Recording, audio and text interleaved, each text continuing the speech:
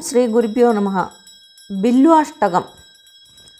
ത്രിദളം ത്രിഗുണാകാരം ത്രിനേത്രം ച ത്രിയായുധം ത്രിജന്മപാപസംഹാരം ഏകബില്വം ശിവാർപ്പണം. ത്രിശാഖൈ ബില്വപത്രൈ ച അച്ഛിദ്രൈ കോമലൈ ശുഭൈഃ തവ പൂജാം കരിഷ്യാമി ഏകബില്വം ശിവാർപ്പണം. കോടികന്യാ മഹാദാനം തിലപർവതകോടയഃ കാഞ്ചനം ശൈലദാനേന ഏകബില്വം ശിവാർപ്പണം. കാശീക്ഷേത്രനിവാസം ച കാലഭൈരവദർശനം പ്രയാഗേ മാധവം ദൃഷ്ട്വാ ഏകബില്വം ശിവാർപ്പണം.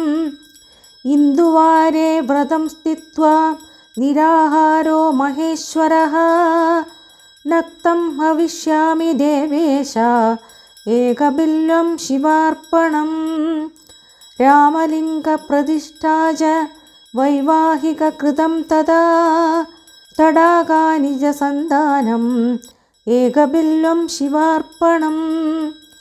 അഖണ്ഡബില്വപത്രം ച ആയുധം ശിവപൂജനം കൃതം നാമസഹസ്രേണ ഏകബില്വം ശിവാർപ്പണം.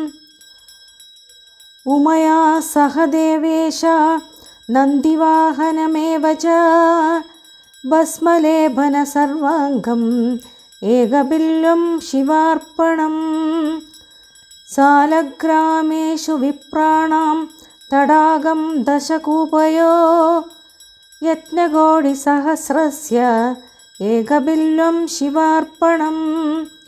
ദന്തികോടിസഹസ്രേഷു അശ്വമേധ ശതക്രതോ കോടികന്യാ മഹാദാനം ഏകബില്വം ശിവാർപ്പണം. ബില്വാനാം ദർശനം പുണ്യം സ്പർശനം പാപനാശനം അഘോരപാപസംഹാരം ഏകബില്വം ശിവാർപ്പണം.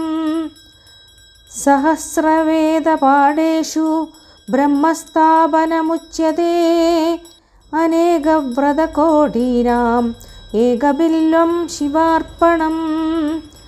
അന്നദാനസഹസ്രേഷു സഹസ്രോപനയനം തഥാ അനേകജന്മപാപാനി ഏകബില്വം ശിവാർപ്പണം. ബില്വാഷ്ടകമിദം പുണ്യം യപ്പടേ ശിവസന്നിധൗ ശിവലോകമവാപ്നോതി ഏകബില്വം ശിവാർപ്പണം.